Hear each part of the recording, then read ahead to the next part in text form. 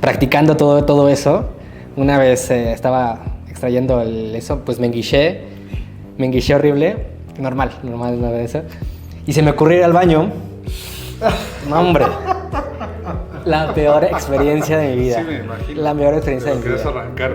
Sí, no, hombre, o sea, quería estar como perro, ya sabes, que se arrastran así, rascándome por la tierra. Estaba muy cabrón. Ahorita estamos en la era de la información, entonces ya si no sabes algo es porque de verdad no quieres saberlo, ¿no? Entonces, para desarrollar algo nuevo tienes que ver los fundamentos históricos, culturales y sociales que tiene cada ingrediente que estás utilizando, ¿no? ¿Por qué? ¿Para qué? Y hacia dónde va. Este vato fue a preguntarle a cada uno de los chefs, pues ya chingones, ya reconocidos, a quién recomendaban para meterse a participar. La invitación primero había sido para el chef Eduardo, ¿no? Pero el chef Eduardo pues ya tenía un chingo de chamba. Sí, no tenía tiempo. Exactamente. Entonces ahí estaba justo ahí en la barrita de Máximo, estaba el señor Pablo Ferrer y estaba Lalo, y yo estaba pues a su ladito cocinando. Y me dice, pues yo no puedo, pero pues mete a este güey, ¿no? Este güey le va a partir su madre a todos. ¿Pero en qué momento sientes que Pujol te quedó corto para seguir creciendo dentro de tu carrera profesional? No creo que me haya quedado corto, la verdad es que yo fallé. O sea, yo apenas acababa de terminar mi carrera técnica, ¿sabes? Y tenía a cargo a muchas personas que tenían su carrera universitaria y así, y se cagaban de que yo estuviera a cargo. ¿Qué tal, bizneros? ¿Cómo están? Buenas tardes. El día de hoy tenemos el honor de presentar a una de las figuras más destacadas de la gastronomía mexicana contemporánea, el chef Gabriel Rodríguez. Originario de Iztapalapa, Ciudad de México, Gabriel inició su carrera como lavaloza en el renombrado restaurante Pujol, donde su talento y dedicación lo llevaron a ascender rápidamente en la cocina. Posteriormente, trabajó como su chef en Máximo Bistró bajo la tutela del chef Eduardo García, quien se convirtió en mentor clave en su desarrollo profesional. En 2017, Gabriel alcanzó reconocimiento nacional al ganar la segunda temporada de Top Chef México y en 2023 fue finalista en Top Chef World All Stars, ganándose el apodo del Gato por su resiliencia en la competencia. Actualmente, Gabriel colabora con la reconocida chef Gabriela Camara en proyectos que celebran la riqueza de la cocina mexicana. Su enfoque culinario se caracteriza por una profunda conexión con las raíces mexicanas, utilizando ingredientes locales y técnicas tradicionales para crear platos innovadores y llenos de sabor. Con ustedes, el chef que transforma la tradición en vanguardia, Gabriel Rodríguez. Esperamos que les guste, denle me gusta, síganos y compartan este contenido para que llegue a más personas.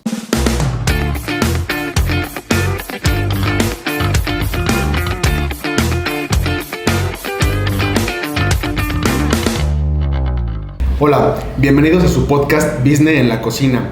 El día de hoy estamos con un gran invitado, Chef Gabriel. Gracias por acompañarnos. No, gracias por la invitación. Chef, en el medio muchos te conocen como El Gato. ¿Podrás platicarnos un poquito de dónde viene ese apodo y qué significa para ti? Vale, bueno, no muchos me conocen como El Gato, de hecho la mayoría me conocen como Pedrito, aquí en México. Ajá. El Gato fue un apodo que me pusieron en Top Chef World All Stars. Y eso fue porque pues fueron 12 episodios y en la mitad estuve entre los peores, a punto de ser eliminado. Okay. Entonces, precisamente por eso, porque nunca me eliminaron, nunca pudieron eliminarme, me pusieron El Gato. Wow, Sí. siempre caí de pie. Exactamente, sí, no me acabé mis 9 vidas. Qué bien. Oye, ¿cómo fue esta experiencia para ti? Pues es muy emocionante, ¿no? Estar codo a codo con muchos de los chefs pues, más top del mundo, ¿no? Sí, la verdad que fue increíble, de las mejores experiencias que he tenido, sobre todo que tuve la experiencia precisamente de conocer a muchos chefs muy chingones y que pudieron probar mi comida, ¿no? Eso para mí es un logro, la verdad. Oye, yo me quiero ir un poco más a tu origen. Empezaste en Pujol como lavaloza. ¿Eso fue porque tú querías empezar desde abajo o cómo fue que se dio que empezaste así? Híjole, fue muy chistoso, la verdad. Yo estudié una carrera técnica en alimentos y bebidas en Los Reyes La Paz, en Estado de México. Entonces, pues yo buscando dónde hacer mis prácticas profesionales, me iba a Sanborns a leer las revistas gastronómicas y en una precisamente que se llama Gastronómica, en la contraportada estaba un anuncio increíble de Pujol. Era un caminito y el caminito estaba roto por una persona y entonces la persona estaba empezando a hacer su propio camino. Un dibujo muy sencillo, pero muy lindo, la verdad. Y eso me cautivó muchísimo. O sea, dije, yo quiero hacer eso, yo quiero hacer mi propio camino también, ¿no? Entonces, fui a tocar la puerta literal a Pujol para que me dieran oportunidad de hacer mis prácticas profesionales y me recibe el chef Alejandro Villagómez. Y estaba ocupadísimo, pero pues necesitaban manos en ese entonces y me dijo, sí, está bien, no te preocupes, vente mañana. Yo estaba emocionadísimo de que me incorporaba al mundo laboral profesional. Estuvo impresionante. Entonces, llego, empiezo como practicante, me ponen como practicante con el chef de David Müller, que era el encargado de la repostería en ese entonces. Y entonces yo inicio como practicante normal y una semana después renuncian los 2 lavalosas que tenían en servicio. Entonces, antes de que sucediera eso, un día antes, yo me había enfermado el estómago y le pido a uno de los subchefs, que era en ese entonces también Eduardo García, le pido permiso para retirarme porque estaba indispuesto. Sí, me da la salida. Entonces, al día siguiente, el chef Villagómez me dio un cagadón porque me dijo, oye, güey, ¿qué pedo contigo? ¿Por qué no me avisaste de que te ibas a ir? Te necesitábamos y así.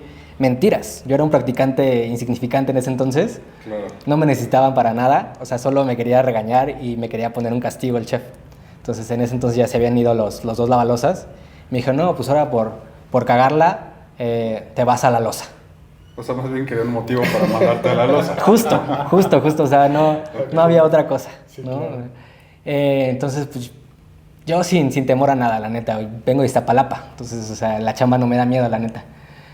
Y pues le empiezo a chingar y pues me tiene ahí toda una semana completa. Ya no estoy cocinando, ahora estoy en la balosa, y después de esa semana, el que era el jefe de cocina del área fría, me dijeron, oye, ¿quieres chamba? Y le digo, pues claro que sí. Me dijeron, pues ahí el espacio de la balosa está desocupado, ¿quieres tomarlo? Y yo estaba encantado, o sea, yo enseguida dije que sí, porque era tener los pies adentro de Pujol, ¿sabes cómo? Laboralmente, profesionalmente hablando. Ya no solo como practicante, sino ya empleado directamente. Justamente, ¿no? Claro. Entonces estuvo increíble, yo no me agüité, pero pues era una chinga, porque yo seguía estudiando el último semestre, entonces imagínate, ¿no? Desde Los Reyes La Paz a Polanco, eran alrededor de 3 horas en metro, entonces... chingate ese trayecto, ¿no? Yo salía a la 1 de la tarde de la escuela y a las 3 tenía que entrar a Pujol. Siempre iba corriendo porque siempre llegaba tarde. Nunca me daba el tiempo de llegar justo a las 3 de la tarde, ¿no? Pero pues no había pedo. Para mí estaba súper chingón porque estaba justo en la cocina de servicio de Pujol, que era una cocinita chiquitita en ese entonces, en Francisco Petrarca 254 en ese entonces. Y pues yo encantado. Pues hacía la chamba de dos güeyes, lo hacía yo solo, ¿sabes? Okay. Entonces, nunca me contrataron a nadie más. Eso iba a preguntar si no habían metido a nadie. Hombre, no. O sea, que sí te rifabas. Me super rifaba, la neta. O sea, yo hacía cochambre, loza, cubiertos, yo hacía todo eso. Aparte eres un loza económico, porque ese es el chamba de loza. Justo. No, hombre, claro. me super explotaban machín. Ajá. Y no, pues era un putizón, la neta, porque, o sea, 7 de la mañana a la escuela, luego transpórtate a Polanco, luego salía a la 1, 2 de la mañana todos los días y así, o sea, me la llevé por cerca, pues toda mi estadía en Pujol, pues me la llevé así. ¿Qué fue, como un año, más o menos? Ajá, sí, exactamente. Pero pues bueno, en la loza solo estuve 3 meses. Ok. Bueno. Sí. Esa es otra historia, estuvo chido también porque el chef me dijo, pues ¿quieres pasarte a cocina, Simón? Pues mañana nos traes a 2 lavalosas. Ok. Y yo, hijos, o sea, se pasaron de riata porque, o sea, yo sí me chingué los 3 meses solito. Sí, ya. Y ya, tú tenías que conseguir 2 aparte. Me dijeron, ¿quieres pasarte a cocina? Pues tráete mañana a dos lavalosas. Y yo apliqué la misma, la neta, en la escuela. Le dije, ¿qué onda? ¿Quieren trabajar en Pujol? Me dijeron, va, claro que sí, pero nunca les dije de qué, ¿no? Entonces, justo, yo llegando así a Pujol ese día con recursos humanos, yo ya llevaba mi filipina planchadita y todo ese rollo, porque sabía que si lo llevaba, yo tenía un puesto de cocina. Entonces los dejé y les dije, pues aquí están los dos lavalosas. Le digo, pues con permiso, voy a cocina. Entonces lo chido es que se rifaron también mis compañeros y aguantaron ahí vara. Entonces Chido. yo con eso pude escalofonar a cocina por primera vez. Pero, o sea, creo que dices algo importante. O sea, al final del día tú cumpliste tu parte y asumiste que lo que te habían ofrecido, pues ya era pasarte a cocina, ¿no? Claro. Entonces ya no preguntaste ni pediste permiso, ya dijiste, ok, me dijeron, ya me voy, ¿no? Justo, sí, yo ya cumplí. Ahora cumplan, ¿no? Sí, Bueno, sí, y sí. aparte también le estabas abriendo una muy buena oportunidad a tus compañeros. También. Digo, aunque haya sido de la balosa, pues supongo que si le echaban ganas también podían subir, ¿no? Exactamente, podría ser la misma historia, justo. Claro. Ujú. ¿Cómo fue tu paso para llegar a Chef de Partie? Estuvo padre, pues el que también me enseñó muchísimo se llama Juan Carlos, el chef Juan Carlos, era el chef de Partie en ese entonces. Entonces él me enseñaba todo, me dijeron siempre ven, revisa, checa todo, que todo esté en orden, porque pues tú estás en servicio, tú no ves la producción, pero tienes que hacerte cargo de la producción, ¿no? Porque al final de cuentas la responsabilidad es completamente tuya, si sacas un plato mal, es completamente tuya la responsabilidad, ¿no? Entonces él fue el que me enseñó muchísimo más. También otro chef que le decían el Perchis, él también me enseñó, barrio también, me encantaba porque era bien barrio el vato. También me enseñó muchísimo. Entonces a este chef, Juan Carlos, lo pasaron al área de desarrollo e investigación en Puyol. Entonces la vacante estaba abierta. Entonces justo el subchef le preguntó, ¿a quién consideras tú que es apto para que se encargue de esta línea? Entonces Juan Carlos me seleccionó a mí y yo pues encantado, ¿no? O sea, yo siempre fui de meterle muchos putazos, la neta, y es lo que vieron, yo creo que, y lo que los ¿cómo se llama? Los motivó a ponerme en ese puesto, ¿no? Claro. Y estaba chido, estaba muy chingón, la neta, tenía varias personas a mi cargo y, o sea, yo apenas acababa de terminar mi carrera técnica, ¿sabes? Y tenía a cargo a muchas personas que tenían su carrera universitaria y así, y se cagaban de que yo estuviera a cargo y no alguien con título, ¿no? ¿Pasó para que te convirtieras en chef? En chef. Bueno, de Partie. Chef de Partie. Pasaron otros 3 meses.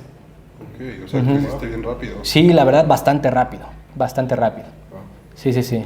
Tiene mucho que ver con la perseverancia y con esta hambre de ir creciendo, ¿no? Justo. Sí, totalmente, porque si no tienes esa hambre, la verdad es que puedes seguir tu rutina constante todos los días y no llegar a ningún lado, ¿no? Pero si de verdad tienes esa hambre, esa constancia, esa ambición, ¿no? Creo que es lo que te ayuda muchísimo, te impulsa muchísimo. Oye, perdóname. ¿Qué crees que hacías diferente a comparación de estas personas que sí tenían como carreras universitarias para destacar sobre ellos? Pues seguía muchísimo a los maestros que tenía en ese entonces, ¿no? Seguía sus actitudes, seguía la forma de trabajo, su dirección, lo seguía muchísimo. En ese entonces también estaba, pues, el de los que me enseñó más también fue Eduardo García ahí. Él me enseñó a picar desde cero otra vez porque mi técnica era pésima. Claro. Y el chef a la bestia, yo lo veía picar y era impresionante, ¿no? O sea, en ese entonces picaba una cebolla en 2 minutos, un brunoise perfecto, ¿no? O sea, algo impresionante. Entonces yo seguí muchísimo esas técnicas, esa forma de trabajo, ¿no? Entonces creo que eso también me ayudó muchísimo porque seguía su misma línea, pues. Pues eso quiere decir que aparte también estabas abierto a reaprender. Sí, totalmente. O sea, todo lo que venías con malas prácticas o lo que sea, pues lo reaprendiste. Justo. Qué chido. ¿En qué momento, bueno, no sé si así haya sido el pensamiento o el sentimiento, pero en qué momento sientes que Puyol te quedó corto para seguir creciendo dentro de tu carrera profesional? No creo que me haya quedado corto, la verdad es que yo fallé, la verdad, sí, o sea, el error fue completamente mío, porque incluso el chef Enrique Olvera en ese entonces me pagó también otra carrera técnica no me acuerdo el nombre de la escuela, la verdad, en ese momento. Entonces yo una vez terminando mi carrera técnica me volvió a incorporar en otra carrera técnica, pero era exactamente lo mismo, estaba aprendiendo exactamente lo mismo. Entonces, a veces yo lo tomaba así, pues me decía, no te preocupes, sigue llegando a las 3, porque la hora de entrada ya como como chef de partir a las 12 de la tarde.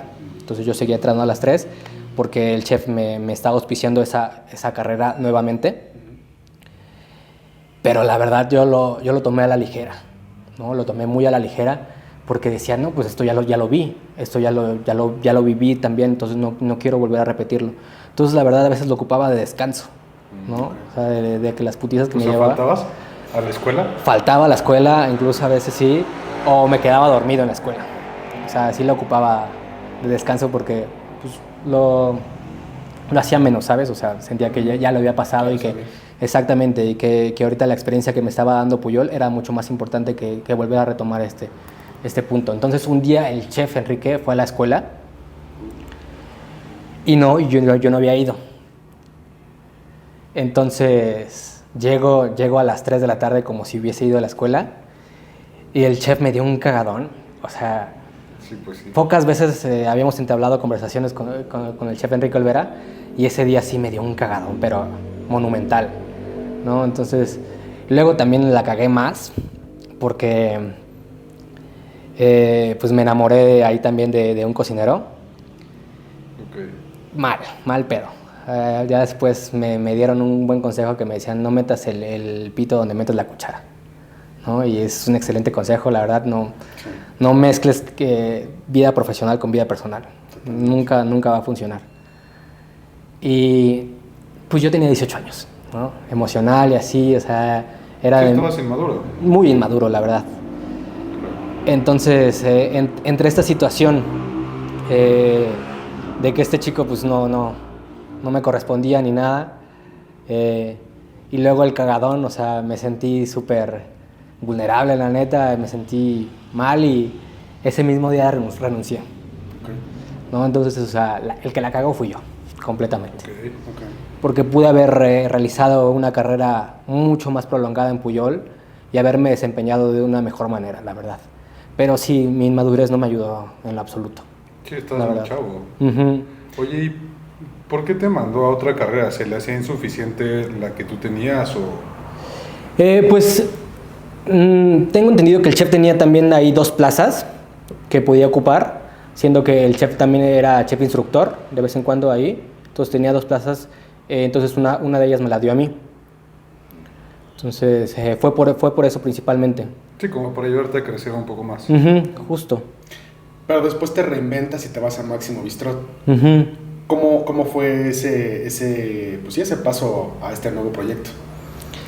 Pues sí, el chef Eduardo fue el que me buscó, uh-huh, ¿no? Porque justo estaba aperturando Máximo y me dijo, ¿qué onda? ¿Quiere chamba? Le digo, por supuesto que sí, chef. O sea, con usted fue con el que más aprendí en Pujol, entonces me encantaría seguir aprendiendo con usted. Entonces, me dijo, pues jálate, vente a chambear. Entonces yo llego con una entrevista y el chef estaba, pues 1000 historias se han contado de Lalo seguramente ya. El chef estaba cavando el hoyo para hacer la cisterna de Máximo. Okay. El vato ahí estaba entrándole a machín. Entonces ahí fue como donde me dijo, sí, no te preocupes, pues vente ya cuando esté un poco más avanzado Máximo y empiezas a chambear aquí. Y ya pues fui un par de días antes de que se abriera Máximo, ayudé a pintar y todo ese rollo y fue como comienzo ahí con Máximo. Éramos 2 cocineros y Lalo, 2 meseros y Gaby. Era todo el equipo de Máximo. Éramos 4 personas y los 2 jefes. ¿Qué aforo tenían? En ese entonces había un aforo de 40 y tantos personas. Era el Máximo viejito que estaba en Tonalá, esquina con Jalapa. Ok. Uh-huh. O sea, sí se rifaban buenas camotizas, supongo. Sí, pero al principio la verdad es que no. Le costó un poquito posicionarse a Lalo. También estaba muy escondido en la Roma, ¿no? La Roma todavía no era lo que es ahora. Uh-huh. Entonces, poco a poco fue creciendo, la verdad, pero la calidad, o sea, yo estaba cuando había un menú prefix de entrada, plato fuerte y postre por 150 pesos. Wow. En Máximo. Wow. O sea, imagínate la calidad de Máximo por 150 pesos, una comida completa. ¿No? Eso estaba increíble. Eso fue claro. sus inicios. ¿Y eso lo hizo con el afán justo de darse a conocer? ¿O? Sí, también, muchísimo. Uh-huh, muchísimo. Y la gente lo empezó a buscar, los clientes asiduos se empezaron a generar casi inmediato, ¿no? A los 3, 4 meses ya teníamos llenos totales. Wow. Uh-huh. Oye, ¿cómo fue la transformación de tu pensamiento y de tu trayectoria a partir pues sí, de este proyecto versus lo que venías haciendo en Puyol? Pues fue radical, la verdad. Ahora sí estaba mucho más comprometido con mi carrera profesional, porque sabía hacia dónde quería dirigirme, ¿no? Recordaba ese dibujito de Puyol, ¿no? De hacer tu propio camino. Entonces, yo tenía la consigna desde que empecé a estudiar que quería convertirme en uno de los mejores chefs de México. Entonces, esa era mi consigna como cocinero. Entonces sabía que tenía que esforzarme un chingo, ¿no? O sea, de que no soy el único, que hay un millón güeyes haciendo lo mismo que yo y esforzarse el doble, el triple. Entonces, o sea, no me puedo quedar atrás, ¿no? Entonces, mi filosofía en ese momento era machetearle. Claro. Oye, ¿y sales de Máximo y ahí fue Top Chef o eso fue mucho después? Sí, fue durante Máximo, de hecho. Fue durante Máximo. ¿Cómo se dio esa oportunidad? Estuvo padrísimo, estuvo muy bonita. Pablo Ferrer, que es el CEO de Sargazo, que es el proveedor de muchos restaurantes fine dining aquí en la ciudad, es el que trajo la productora de Top Chef a México. Entonces, este vato fue a preguntarle a cada uno de los chefs, pues ya chingones, ya reconocidos, a quién recomendaban para meterse a participar. La invitación primero había sido para el chef Eduardo, ¿no? Pero el chef Eduardo pues ya tenía un chingo de chamba. Sí, no tenía tiempo. Exactamente. Entonces ahí estaba justo ahí en la barrita de Máximo, estaba el señor Pablo Ferrer y estaba Lalo, y yo estaba pues a su ladito cocinando. Y me dice, pues yo no puedo, pero pues mete a este güey, ¿no? Este güey le va a partir su madre a todos. Así dijo Lalo.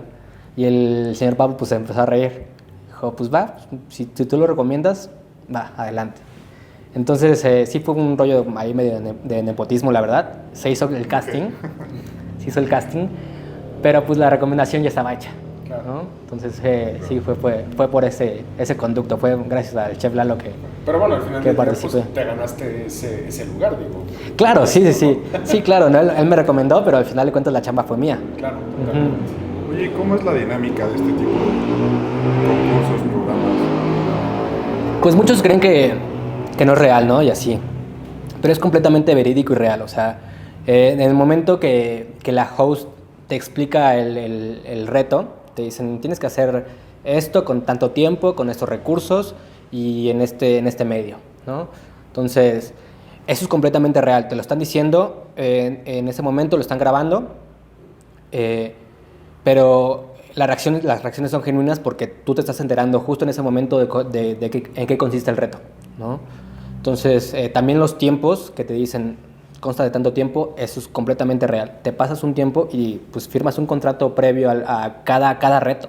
Incluso, o sea, aparte del concurso real que tienes que firmar un contrato, firmas un contrato por cada reto, que incluye las normas de cada reto, ¿no? Si te pasas tanto tiempo, o si usas este ingrediente que está prohibido, estás descalificado. Si te pasas el tiempo, sigues emplatando, quedas descalificado a ser ganador, ¿no? Okay. Y cosas así. Entonces, oye, ¿tú crees que eso te desarrolló algún tipo de habilidad de desarrollo de problemas como más rápido o algo así ya para tu vida profesional diaria? Más fue la cocina. Fuera de eso, o sea, y trabajar con Lalo, que es una bestia en la cocina, es una eminencia el señor. Creo que fue lo que me preparó más. O sea, yo lo veía trabajar al chef Lalo y yo decía, yo quiero alcanzar ese nivel, ¿no? Ese nivel de rapidez, ese nivel de eficiencia. Porque hacía las cosas rápido, hacía las cosas bien y síguele con lo demás, ¿no? Entonces, yo me volví por mucho tiempo su mano derecha precisamente por eso, porque aprendí a trabajar con esa rapidez y esa eficiencia, ¿no? Al principio sí el chef Lalo me decía que era un pinche huracán, porque, o sea, hacía las cosas muy rápido, pero dejaba un desmadre, ¿no? Entonces me decía, es que no sirve de nada que seas así de rápido si vas a dejar todo este desmadre que al final también tienes que limpiar tú. O sea, mejor trabaja más eficientemente, más conscientemente, ¿no? Y mide bien tus tiempos. Entonces, creo que fue el chef Lalo el que me preparó para yo estar adaptado para ese concurso, ¿sabes? Okay. Uh-huh. Y en la parte creativa, o sea, porque justo te dan ciertos ingredientes y no puedes usar otra cosa, ¿no? Entonces... Sí. Y me imagino que no te preparan para... Ay, mañana vamos a utilizar estos ingredientes, es del momento, ¿no? Claro, sí. No, y de hecho también te cortan cualquier tipo de comunicación o medio. O sea, no puedes ver televisión, no puedes escuchar la radio, no puedes traer libros de cocina, cualquier otro libro, pero menos de cocina, ¿no? Entonces, sí te privaban de esa cosa, ¿no? Entonces, tenías que traer ya tu bagaje pues laboral, ¿no? Entonces, la verdad es que pues yo ya traía toda la escuela de Lalo en ese momento y pues sí apliqué mucho del conocimiento de Lalo, sus técnicas de Lalo en ese concurso. Okay. Sí fue muy marcado ¿cómo se llama? La influencia de Lalo. Sí, okay. Completamente. En este sentido, ¿crees, por lo que nos comentas, ¿crees que fuiste un digno representante de Lalo o así te sentiste en ese momento? ¿O sientes que fue esa conceptualización del conocimiento de Lalo con lo que tú aplicaste en el momento? Sí, creo que fue ambas, la verdad. Pues también no tenía como 25 años creo que en ese momento. Entonces, también a mi padre nunca le gustó que estudiara cocina, entonces siempre busqué el reconocimiento de alguien superior, ¿sabes? Entonces, tener el reconocimiento de Lalo para mí era lo máximo, ¿no? Claro. Hubo un episodio donde Lalo participó, ¿no? Como mentor, sí, y como juez. Entonces, cuando terminó el reto, sí recuerdo que Lalo me levantó el dedo, ¿no? Entonces, eso para mí fue muy bonito. Qué bonito, claro. Uh-huh. Qué chido. ¿Sabes? Y ahí sí hice un plato máximo, porque decían, pues tenías que honrar y representar a tus mentores, entonces ahí sí hice un plato digno de máximo. ¿Qué plato fue? Era un guachinango con un risotto de langosta, un guachinango con risotto de langosta y una ensaladita de pimientos rojos. Uh-huh. Sí. Oye, y después ganas Top Chef México. Me imagino que la sensación fue de profunda alegría y orgullo. Uh-huh. ¿Qué le diría el Gabriel de ese momento al Gabriel que empezó trabajando en Pujol? Madurez, la neta, o sea, sí. Pero bueno, era un niño en ese entonces, pero claro. Si le pudiera decir, sí, madurez y pies en la tierra, ¿no? O sea, porque como les comento, ¿no? Hay 1,000,000 güeyes haciendo lo mismo que tú e incluso mejor que tú. O sea, que seas rápido, eficiente en la cocina no significa que seas el mejor, ¿no? Entonces, esos retos, al final Top Chef también es de rapidez y eficiencia y de entregar un plato, ¿no? Y obviamente que esté excelente la presentación, el sabor y todo ese rollo, pero hay mucho más trasfondo de eso, ¿no? O sea, no eres un chef solo por ser así de bueno, ¿no? Así de rápido, así de eficiente, o por entregar un buen plato. Eso no te convierte en un chef, ¿no? ¿Te has llegado a reprochar lo que pasó en Pujol? Muchísimo. ¿Sí? Muchísimo, sí. O sea, sí, de hecho me lo sigo reprochando, la verdad. Okay. Me lo sigo reprochando porque sí. Bueno, todos hay cosas de las que nos arrepentimos, ¿no? Sí. Sí, llegué a escuchar un rumor, la verdad, también. Incluso cuando gané Top Chef, llegué a escuchar un rumor que el chef Enrique Olvera dijo, no, pues este güey es llamarada de petate. O sea, de que... Sí. Así nada más. Efímero, ¿no? Justo efímero. Exacto. Entonces, ahí me dolió todavía más, ¿no? O sea, de que, güey, sí es que... Pues ahora veo con la posición que tengo, ¿no? Porque ser chef es una posición más que un puesto, ¿no? La profesión es cocinero. Claro. Entonces, ahora lo veo que sí la cagué muy cabrón, ¿no? O sea, de que sí tuve que haber tenido más resiliencia de estar ahí, de aguantarme los vergazos y todo ese rollo y seguir con la carrera profesional que yo estaba buscando desde el principio, ¿sabes? Claro. Oye, y la llamada de petate se convirtió en hornilla. Justo. Llegas a Top Chef All Stars. ¿Cómo se dio esa oportunidad y bueno, qué representó para ti? Estuvo muy chingona, la neta. Pues eran 4 posibles elecciones para participar en México, ¿no? Porque solo hay 2 temporadas en México. Eran los 2 finalistas de la primera temporada y también los 2 finalistas de la segunda. Entonces, pues a los 4 nos contactaron. Yo hice mi entrevista y sí fue completamente, no fue nada de nepotismo. Y sí fue casting. Fue casting real porque pues era de Top Chef Estados Unidos, ¿no? Entonces ahí sí les gusta ser como muy precisos en su chamba. Entonces yo hice casting normal y todo ese rollo, pero siento que no sé, que yo era el cupo de diversidad, ¿sabes cómo? ¿Sabes? Porque era como... ¿Eres la cuota? Ajá, ándale, justo, sí, dije, no, pues van a... O sea, para que llene audiencia, ¿no? Ándale, sí, digo, vamos a coger a este morro que viene desde abajo, viene de Iztapalapa, es jotito, o sea, padrísimo, tenemos cuotas de diversidad cumplidas, ¿no? O sea, entonces sentí que fue por ese lado también, mucho. Pero, pues bueno, entré y estuvo padrísimo también. Bueno, fuiste finalista, o sea, sí. no fue cualquier cosa. Claro, exactamente. En ese fue donde te pusieron el gato, ¿no? Y justo, ahí me pusieron el gato. ¿Y dónde fue la producción? La producción se hizo en Londres. Ok. En Londres. ¿Y cuánto tiempo estuviste allá? Ahí, pues, lo que duró el programa, que fueron 3 meses y medio casi. Okay. Oye, ¿y te pagan? Sí, nos pagaron por episodio.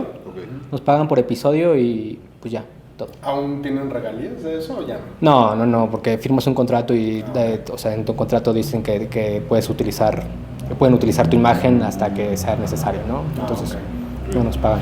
Oye, después cocinas para Alain Ducasse o Ducasse. Ducasse, sí. ¿Qué representa esto? ¿Qué sientes? ¿Cuál fue? O sea, ¿cómo influyó eso en tu trayectoria? Pues yo estaba emocionadísimo. De hecho, pues no le cocinamos a él directamente, él estaba ocupado, pero él nos fue a visitar durante que estábamos cocinando, ¿no? Entonces ya era la semifinal. Éramos 4 cocineros nada más y cocinamos en Ducasse sur la Seine, que es un bote que tiene el señor Ducasse, el chef Ducasse, en el río Sena, ahí en París, enfrentito de la Torre Eiffel. Qué padre. Estaba increíble, o sea, yo estaba cumpliendo un sueño personal de poder llegar a Francia y todavía más chingón poder hacer mi cocina en Francia, ¿no? Entonces, nosotros ya sabíamos qué rollo, cómo funcionaba el rollo de las entrevistas durante la cocina y así. Entonces ya era la semifinal, ya estábamos súper concentrados y sabíamos que los chefs llegaban en cualquier momento y te preguntaban qué estabas haciendo, ¿no? Entonces ya sabías que los chefs llegaban y todo ese rollo. Entonces todos enfocadísimos de que, sí, pregúntame lo que quiera, yo voy a seguir haciendo lo mío, ¿no?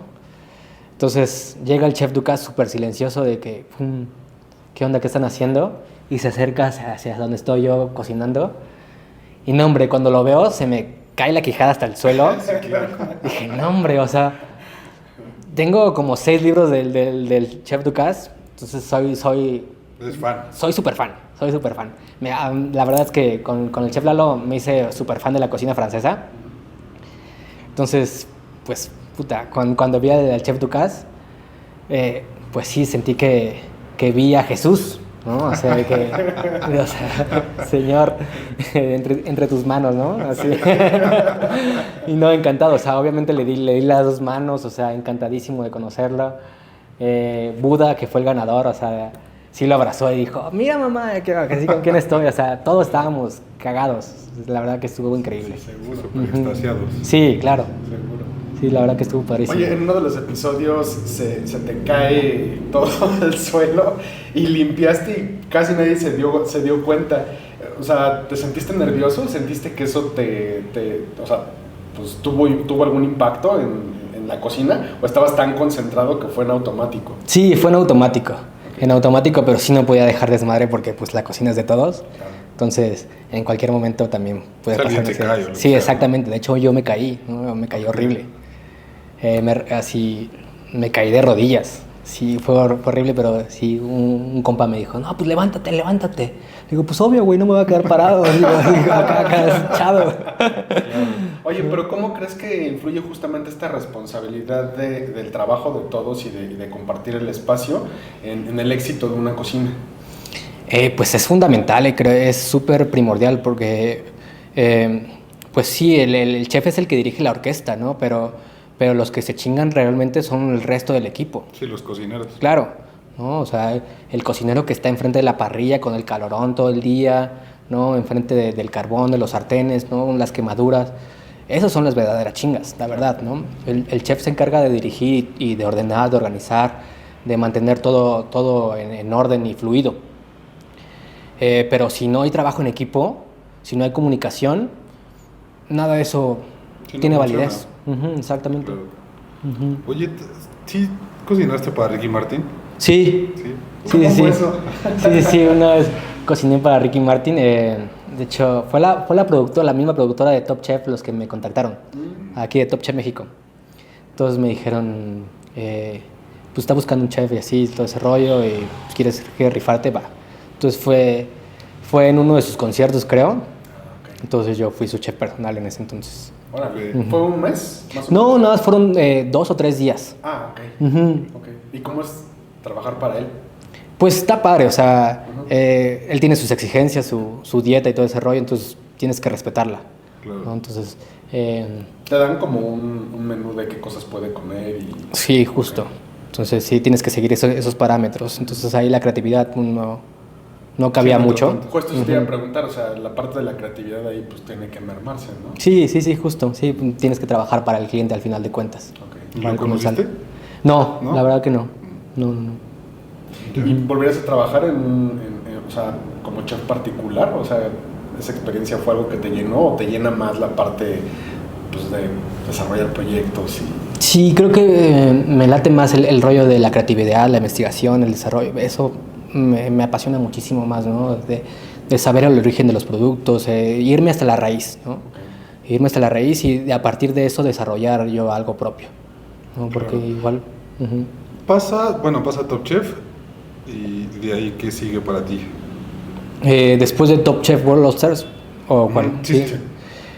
Pues me fui, estaba en España un rato y continué en España ahí por un tiempo también, en un restaurante llamado Her, en el barrio de Salamanca, un barrio pijo de allá, un barrio fresa. Okay. Muy padre, la verdad. Hasta ahorita siguen teniendo platillos míos ahí en ese restaurante.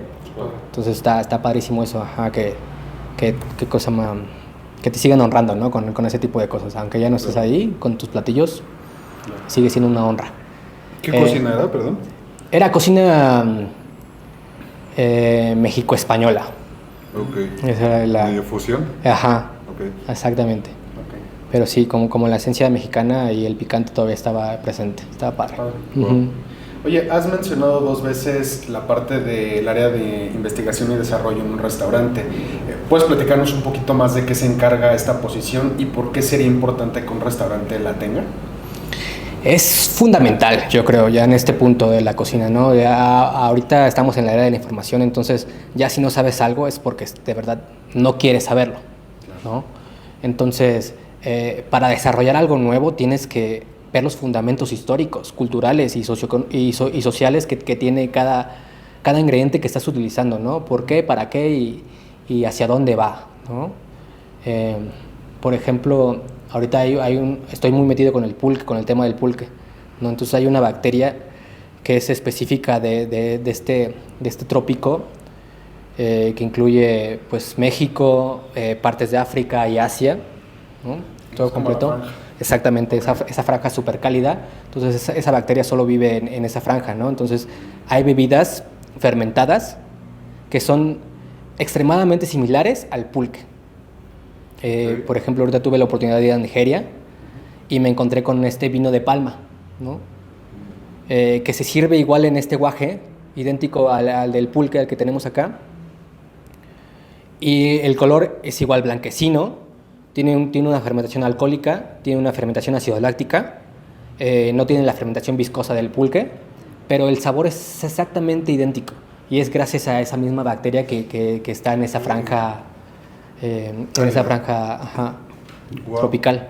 Entonces, está padrísimo ver las similitudes, ¿no? y esos fundamentos también, ¿no? O sea, pues no sé, hay muchísimas similitudes en África ahorita que vi que me quedé impresionado. Justo eso te iba a preguntar, ¿por qué trabajar con pulque en pleno 2025? O sea, es una vida ancestral al final del día, pero pues veo muchas tendencias de regresar como un poco a los orígenes en la cocina, ¿no? Uh-huh. Sí, justo. Creo que si no tienes identidad, creo que no tienes mucho que aportar, ¿no? O sea, creo que sí es importante saber de dónde vienes y reconocerlo, ¿no? Y darlo a conocer, o sea, profundizar en eso. Porque eso es lo que te va a dar más fortaleza como en tu profesión, ¿no? Entonces, pues mi familia era tlachiquera, mi familia de parte de mi mamá era tlachiqueros, es la profesión del pulquero. Mis tíos abuelos, todos se dedicaban al pulque, ¿no?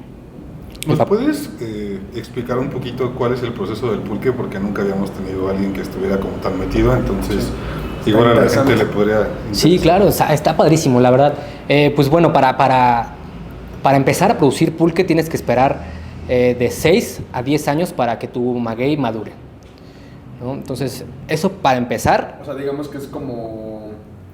O sea, es como una madurez mucho más temprana que la del mezcal. Bueno, el mezcal muchísimo, pero más que el tequila, por ejemplo, ¿no?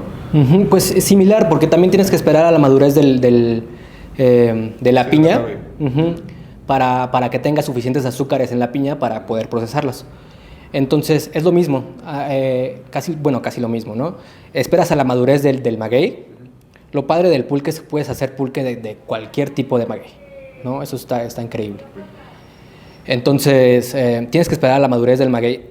Entonces, ocurre como esta cierta, no sé, tortura hacia ciertas prácticas, ¿no? Porque lo que tienes que hacer después es eliminar el quiote o capar al agave antes de que salga el quiote. Okay. Solo florece una vez, siendo una planta monocárpica, o sea, solo una vez en su vida. La privas de la reproducción por semilla, porque tiene otro tipo de reproducción que es por clonación, por hijuelos, y eso también resulta en deficiencias genéticas para los agaves. O sea, si entiendo bien el quiote, dijiste, ajá, es la semilla... El quiote es la flor, ¿no? Es el tronco. Es el tronco. El quiote es el tronco, exactamente. Después el quiote se desprende en la flor. Ok. La flor después se fertiliza y se convierte como una sonajita. Ya la sonajita ya tiene la semilla adentro. Ok. Pero tiene que ser fertilizada también por mariposas, abejas, murciélagos. Los murciélagos ayudan muchísimo para la fertilización de estos. Entonces, eliminamos el quiote y todavía tenemos que esperar 6 meses de maduración o de reposo para la concentración de azúcares en la piña. Entonces, después de esos 6 años que ya esperaste para que el quiote estuviera maduro, lo retiraste y así, esperas otros 6 meses. Después de esos 6 meses viene la quiebra, que es quitar la parte superior de la piña. Pues para hacer el pulque se mantiene completamente. Sí, se pela. Ajá. Se mantiene completamente todas las pencas y solo se va pelando superficialmente hasta hacer un cuenco. Entonces, primero es la quiebra y es la primera extracción del aguamiel, ¿no? Un aguamiel prístina, clarita, como si fuese agua, pero con una concentración de azúcar es impresionante. Entonces, esa se tira las primeras porque se dice que tiene guiche, que es el nombre coloquial, pero son las saponinas que tiene el agave. Okay. Eso pues te causa urticaria en la piel. Es horrible, la verdad. ¿Es tóxico? No es tóxico, pero te causa urticaria. Te causa, en la piel te causa mucha urticaria. Okay. Yo, pues, practicando todo eso, una vez estaba extrayendo eso, pues me enguiché horrible, normal eso. Y se me ocurrió ir al baño. No, hombre. La peor experiencia de mi vida. Sí, me imagino. La peor experiencia de mi vida. Querías arrancar, me imagino. Sí, no, hombre. O sea, quería estar como perro, ya sabes, que se arrastran así, rascándome por la tierra. Sí. Estaba muy cabrón. Okay. Entonces, una vez que se extrae el aguamiel, tienes que tener una semilla. Uh-huh. A la semilla se le refiere pues a los concentrados de fermentación ácido-lácticas, de bacterias, y de aminoácidos que generan la fermentación. Entonces una semilla puede ser heredada o puede ser comprada por otros tlachiqueros y así, o puede ser creada. Yo lo que hice fue crear una fermentación acidoláctica a partir de fermentos de arroz. O sea, fermenté primero arroz, generé bacterias acidolácticas y las bacterias acidolácticas las incorporé a mi aguamiel. Entonces yo empecé a hacer un pulque un poco diferente, pero teniendo los mismos principios científicos para generar las fermentaciones. Claro. ¿No? Entonces mi pulque salía raro. Eso te iba a preguntar, ¿salía diferente? Salía muy diferente, muy diferente, porque ya había mencionado las tres fermentaciones que tiene, acidoláctica, viscosa y alcohólica. Entonces... salió más alcohólico, me imagino. Salió mucho más alcohólico. La fermentación, la efervescencia de la carbonatación estaba excelente, pero no tenía esa textura característica del pulque, la viscosidad, exactamente. Como licuado, ¿no? Exactamente. Entonces estaba mucho más digerible, mucho más digerible. Más ligero, me imagino. Ajá, más ligero en cuestión de textura, ¿no? Porque en alcohol tenía la misma graduación alcohólica que un pulque normal.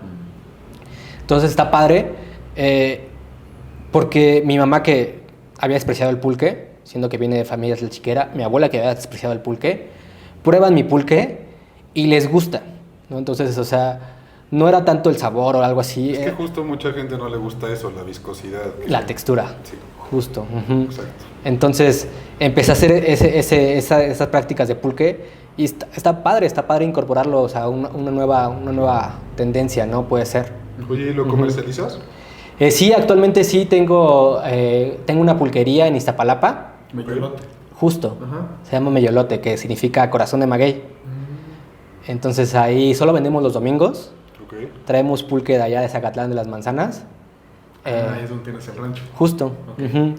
Ahí lo fabricamos y toda esa onda. Ok. Entonces de ahí lo traemos y pues lo vendemos solo los domingos, que es un día de tianguis ahí. Entonces, pues está padre tener ese proyecto y rescatar como esas tradiciones y justo también descentralizar esas bebidas, ¿no? O sea, esa bebida siempre ha sido del pueblo y va a seguir siendo para el pueblo, ¿no? Entonces, Claro. ¿Eres tú solo o o tu familia está involucrada? sí, mi madre ahorita está muy involucrada, Ok. pues es la que vive allá, básicamente, ¿no? Es la que me ayuda muchísimo allá. Ella pues no trabaja mucho, pero pues me ayuda muchísimo. Ella se toma la mitad del aguamiel, de hecho. Se toma la mitad del aguamiel y me deja la otra mitad para mi pulque. Pero bueno, alcanza. Okay. Bueno, es muy saludable también el aguamiel, ¿no? Bastante. E incluso, o sea, el pulque también tiene... Pues ves que las proteínas se forman por enlaces de aminoácidos, ¿no? Por varios enlaces de aminoácidos. Entonces el pulque está a un enlace de aminoácidos, a solo uno, de convertirse en una proteína. Wow. Ok. Entonces el pulque literal es súper nutritivo. Oye, solamente fue algo que se me ocurrió ahorita y no sé si se pueda. ¿No has pensado en crear una proteína líquida a partir de eso justamente? Sí, se tendría que aislar. Ajá. Ahorita pues cuento también con el apoyo de dos amigos pulqueros y científicos y cocinero. Uno se llama Juan Escalona. Excelente cocinero, excelente científico, la verdad. Es el que me ayuda muchísimo. Y otro se llama César. Ellos son los que están más involucrados en el tema científico del pulque. Yo creo que esa sería una pregunta para ellos, la verdad. Porque sí está padre crear una proteína completamente vegetal, ¿no? Sí, O sea, además sería totalmente vegetal. Qué interesante. Sí, No, está platicamos padrísimo. eso. Sí, está muy padre. Es un temón. Sí, totalmente. Ok. Ok, estás en lo del pulque, pero estábamos en lo de desarrollo e investigación. Oh, cierto. En los restaurantes. Cierto. Pues es fundamental, ¿no? O sea, no puedes innovar sin saber de dónde viene, ¿no? Sin conocer el origen, sin conocer la raíz, ¿no? O sea, es como tirar tiros al aire, literal, ¿no? O sea, quieres ser creativo y no tienes el fundamento, ningún fundamento, pues no le vas a llegar a nadie, ¿no? Claro. Porque pues estás aventando cosas al aire, o sea, y muy al contrario, si haces investigación, si profundizas, es más fácil conectar, ¿no? Con muchas más personas, ¿no? Porque es probable que esas personas conozcan, es probable que esas personas también investiguen y desarrollen y sepan de dónde viene y hacia dónde va, ¿no? O sea, incluso verle otro tipo de de futuros a ese tipo de situaciones. Sí, el futuro de los ingredientes, ¿no? Incluso hasta tendencias, ¿no? Justo. Por temporalidades o lo que sea. Sí. Eso parece una buena tendencia y futurista incluso, pero creo que es más ver hacia el pasado, ¿no? Ver prácticas que han sido olvidadas, ¿no? Como el tema de la agroecología y todo ese tema, que son prácticas que se han venido haciendo durante toda la civilización, ¿no? Toda la existencia de la civilización. Solo que con el tema de la industrialización, pues nos fuimos desviando, ¿no? Nos fuimos desviando y solo por el tema de hacerlo más rápido, mucho mejor y más eficiente, hemos olvidado estas prácticas que fueron útiles, que fueron eficientes, ¿no? Que fueron muy productivas en su haber, ¿no? Entonces, si las retomamos y más bien enfocamos esa tecnología hacia esas prácticas antiguas, creo que nuestro futuro va a cambiar completamente. Bueno, y aparte de algunas quedan mucho más sostenibles, ¿no? Totalmente. Como es el tema de las chinampas, ¿no? Que es el sistema productivo, de cultivo productivo más eficiente del mundo, ¿no? Que puedas tener 3, 4 o 5 cultivos en una sola chinampa, cuando solo en el sistema de milpa solo hay un cultivo por año, ¿no? Entonces, ahí no hay eficiencia en este sistema así también, por ejemplo, ¿no? Oye, ¿cómo combinas justamente este tema del aprovechamiento del recurso y de respetar como el origen de los productos y lo equilibras con el tema de la rentabilidad del negocio? Porque es costoso al final del día la sustentabilidad, ¿no? Sí, bastante costoso, la verdad. Costoso más no imposible. Claro. Creo que lo principal es volvernos a apropiar de la tierra y volverla a culturalizar y o sea, reconocer que la tierra es la que tiene toda la importancia en el mundo culinario, ¿no? Si le damos la importancia a estas prácticas agroecológicas y dejamos de capitalizarlas de una forma excesiva, ¿no? Porque pues ahora los productos orgánicos son los más caros, ¿no? Por ejemplo. Y los productos pues transgénicos son los más accesibles, ¿no? Cuando pero los más dañinos. Completamente, ¿no? Cuando en un sistema de milpa, pues la producción es local, ¿no? Por ejemplo, eso lo he visto mucho en el rancho, la producción es local, es controlada y es de autoconsumo, ¿no? Entonces, empezar a generar primero eso, que el autoconsumo no es difícil, sí hay que machetearle, que hay que chingarle muchísimo, ¿no? Porque el trabajo de campo es difícil. Es pesado. Es muy pesado, pero hay que empezarle a dar ese valor, ¿no? Hay que empezarle a valorizarlo mucho más, porque, pues, de ahí viene todo y de ahí vamos todos, ¿no? O sea, de la tierra viene todo y nosotros vamos a regresar a la tierra también, entonces tenemos que regresar a la tierra algo de lo que nos ha dado.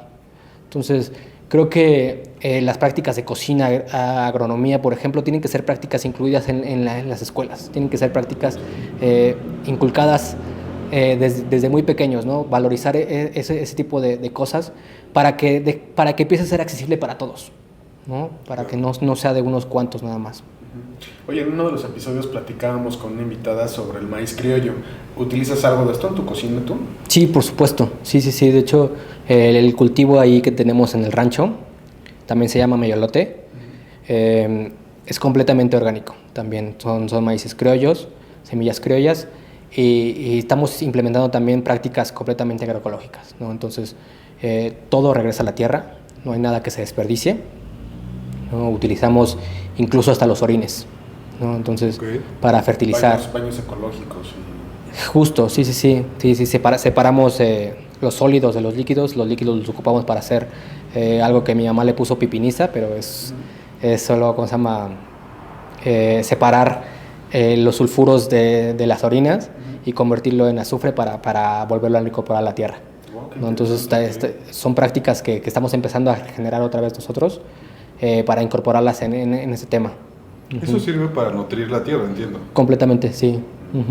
Sí. Porque cada vez que se cultiva, pues esos nutrientes que sí, se van al fruto, ¿no? Al producto terminado. Entonces, tú como agrónomo tienes que volver a recuperar todos esos nutrientes que fueron extraídos de la tierra, porque si no lo haces, o sea, la tierra se va a cansar, ¿no? Sí, la tierra se vuelve infértil, ¿no? completamente se va a desnutrir, ¿no? Es un ente vivo, la tierra es un ente vivo y los millones de microorganismos que existen ahí, los millones de insectos que existen ahí, forman parte esencial de un todo, ¿no? Que tienen que volver a ser incorporados, no apartados, como es el sistema de los transgénicos, ¿no? Que con pesticidas y insecticidas, o sea, eso daña... ¿Quién sabe qué nos estamos comiendo? Justo, ¿no? Ajá, eso regresa a tu organismo, ¿no? Y se asimila y se queda... Muchos metales pesados se quedan incluso en el cuerpo, no se asimila nunca, ¿no? Claro. Entonces, ¿has escuchado algo del licor de maíz? licor de maíz, sí. ¿Sí? Sí, ¿Haces sí. algo de eso? No hacemos nada de licor de maíz, pero tenemos un pequeño destilador ahí y destilamos pulque, eso sí lo que hacemos. Queremos hacer mezcal también, con el agave de allá Entonces, ¿qué? Lo tenemos. de Metlachisla, exactamente, sí. Y ¿cómo se llama? No irnos mucho también por tendencias, sino realmente buscar en el origen las prácticas olvidadas, ¿no? Para darles su valor y rescatarlas. Entonces, ahora lo que estoy haciendo más es enfocarme en esas prácticas olvidadas. Eso, bueno, por un lado en tu proyecto personal, ¿no? Y nos estabas contando que estás ahorita con la chef Gabriela, que te investiga, más bien te dedicas justo a la investigación. ¿Cómo es un día a día en ese departamento, digamos, del restaurante? Pues bueno, chicos, acabo de empezar, no tengo mucho con ellos, tengo si acaso 4 días. Perdón. Ahorita me estoy incorporando poco a poco, pero sí, ahorita lo que estoy haciendo es conocer a profundidad cada uno de sus unidades, para conocer más acerca de su cocina. La verdad que la cocina de la chef Gabriela Cámara, on point. ¿Es un gran equipo? O sea, me refiero en el departamento en el que tú entraste, ¿es un gran equipo o es pequeño? Somos 3 chefs nada más, en investigación y desarrollo. Wow. Y supongo que el propósito de esto es que vayan desarrollando platillos para las unidades diferentes, ¿no? Justo, exactamente, que tengan buen sustento. Súper bien. Oye, entre gestionar una pizzería, un restaurante, una pulquería, a lo mejor negocio pequeño, ¿cuál crees que es el reto financiero más importante? O uno que es común entre todos estos tipos de negocios. Híjole, el reto económico que es el más grande, ¿no? El mantener a flote todos y cada uno de esos y de controlarlo, ¿no? O de que nada... Exactamente, ¿no? Y que nada se te salga de las manos. Creo que es un reto muy importante y creo que muchos chefs nos enfocamos mucho en el lado del culinario y no en el lado administrativo, ¿no? Siendo que pues ambos son complementarios, no puedes hacer uno sin el otro, ¿no? Entonces creo que los mayores retos creo que sí ha sido eso. Oye, platicábamos la semana pasada con otro invitado sobre el tema de que cuando llegan los financieros quieren pues transformar toda tu cocina, bajando costos, bajando insumos, etc. ¿Cómo defiendes la parte del producto, de apreciarlo, justo de pues, mantener esa calidad? Pues tienes que ser muy inteligente para jugar con tu menú, ¿no? Entonces, si quieres tener esos ideales, ¿no? de mantenerlo orgánico, no sé, ¿sabes? Tienes que ser muy inteligente, ¿no? Tal vez un menú más pequeño podría funcionar, ¿no? Tal vez sí sustituir algunos otros productos o ser tu propio proveedor, eso ayuda muchísimo, ¿no? Pues es en el caso de la pulquería, por ejemplo, yo soy mi propio proveedor de pulque, ¿no? Entonces, oye, perdona. No, dale. Está muy, justo ahorita de lo que estás hablando, está muy mal visto por los comensales el tema de las porciones que cada vez son como con tendencias hacia más pequeñas, pero en redes sociales se tienden a ver cosas demasiado grandes, que evidentemente a lo mejor no tienen la misma calidad definitivamente, pero ¿cómo crees que pudiéramos llegar a un equilibrio entre esas dos perspectivas? Híjole. Pues creo que me voy a la misma respuesta de ser tu propio proveedor y de voltear a la tierra, ¿no? Si cada restaurante, por ejemplo, trabajara con un proveedor directo, creo que sería una gran diferencia, ¿no? O sea, no sé, te vas a Morelos, al Estado de México y hablas con un campesino directamente y le dices, oye, quiero trabajar contigo, me gustaría que producieras esto para mí y así, o sea, ayudarías muchísimo, ¿no? Ayudarías muchísimo tanto a esa familia y te ayudarías a ti mismo también. Sí, eliminas el intermediario. Completamente, Que completamente. queda el margen regularmente. Sí, el margen siempre está en el intermediario. Entonces, si eliminamos el intermediario, o sea, creo que avanzaríamos muchísimo más. Muy bien. Claro. Iba a preguntar, bueno, y entonces, ¿qué otros proyectos tienes ahorita? Digo, estás con la Chef Gaby, lo del pulque, y yo había leído que estabas en Valle, pero supongo que ya, eso ya acabó. ¿Tienes algún otro proyecto personal? Pues el rancho sí lo quiero potencializar muchísimo. Quiero hacer una cocina gigante ahí, la verdad. Una cocina abierta, al aire libre y una cocina indoors, ¿no? Entonces, eventualmente quiero que ese proyecto sea completamente sustentable también, que nada sea producido fuera del rancho, ¿no? Incluso evitar el uso de aceites vegetales, ¿no? Todo producirlo ahí completamente. Entonces eso para mí sería el sueño culminado, ¿no? Tener ahí completamente mi granja funcional y mi restaurante funcional. Wow. ¿Qué opinas de este debate que hay ahorita justo del uso de la manteca para cocinar? Para mí es muchísimo mejor la manteca que los aceites vegetales, ¿no? Los aceites vegetales fueron diseñados en primera instancia para máquinas y vehículos, ¿no? Entonces, vino esta campaña, ¿no? De que les bajan octanaje, no me acuerdo qué les bajan, y empiezan a decir que es más saludable para tu corazón porque les bajaron cierta cantidad de productos químicos que los hacen consumibles para el humano, ¿no? Apartando mucho las mantecas animales, que son 1000 veces más saludables que un aceite vegetal. Es que aparte, según yo, tiene cosas que no procesamos. Sí, completamente. Entonces, pues somos el país con mayor obesidad infantil en el mundo, ¿no? El segundo en diabetes. El segundo en diabetes, exactamente. Entonces, pues ¿de dónde cree que viene de todo eso, no? O sea, nuestra gastronomía se modificó también, empezó a dejar de ser de alcomal y empezó a ser fritura profunda, entonces, y el uso completamente de aceites vegetales. Entonces hay que cuestionarnos de dónde viene eso, ¿no? Realmente de dónde viene eso, ¿no? Entonces, sí, para mí eliminar los aceites vegetales es un must en la cocina, la verdad. ¿Y es algo que sí tratas de aplicar continuamente? Sí, continuamente, la verdad, sí. Él prefiero usar mantequilla, ghee o la manteca, completamente. Okay. ¿Qué consejo le podrías dar a alguien que va empezando en la industria, ya sea emprendedor o algún estudiante que va acabando la carrera, pues para que pueda tener una mejor carrera profesional, un mejor desarrollo? Que elija otra carrera. Todos dicen eso dicen todos. Incluso nosotros. Sí.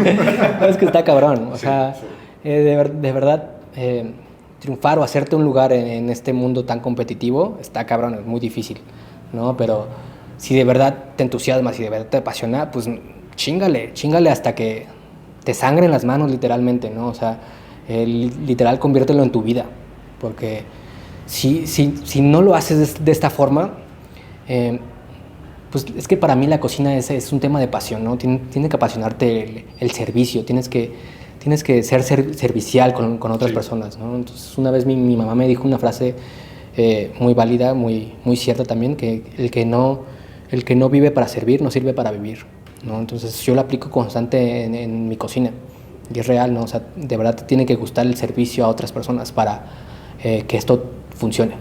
Sí, claro, totalmente. Oye, ¿y tu papá terminó aceptando la carrera? Sí. ¿Ya cuando te ven Top Chef?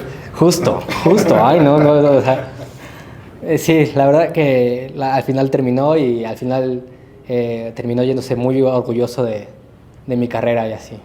Qué padre, sí. Orgulloso debería estar. Sí. Chef, esta pregunta la estamos incorporando recientemente. Sabemos que tienes la agenda ocupada, entonces también ya para no detenerte más. Si pudieras servir una comida para reunir a todas las personas del mundo, ¿qué platillo te gustaría servir?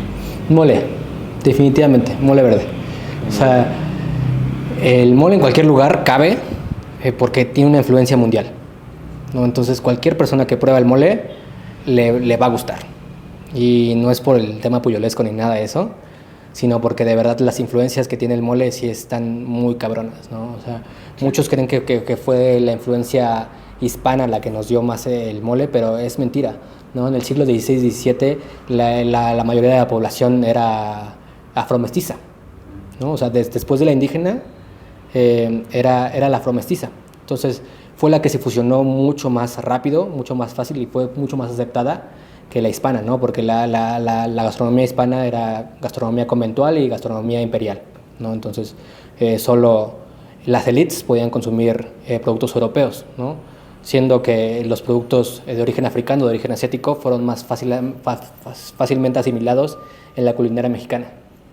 Entonces, creo que está poco visibilizado también el afromestizaje en México, y creo que también deberíamos darle más auge también porque hay muchísima influencia del afromestizaje en México, muchísima. La cocina oaxaqueña, por ejemplo, es un gran ejemplo de eso. Sí. Un gran ejemplo de eso. La mayor influencia no es hispana, es afromestiza. Interesante. Deberíamos hacer un episodio de eso. Sí, está bien padre. Muy bien, pues muchas gracias por acompañarnos. Hombre, encantado. Con nosotros. ¿Algo más que quieras agregar? Pues échenle ganas. Échenle ganas a todos. Muchas gracias. Bueno, pues déjenos saber sus comentarios si quisieran saber algo más o si hay algo que nos faltó preguntar. Denos like, síganos, compartan esto con quien crean que le puede ser interesante y nos vemos en el siguiente episodio.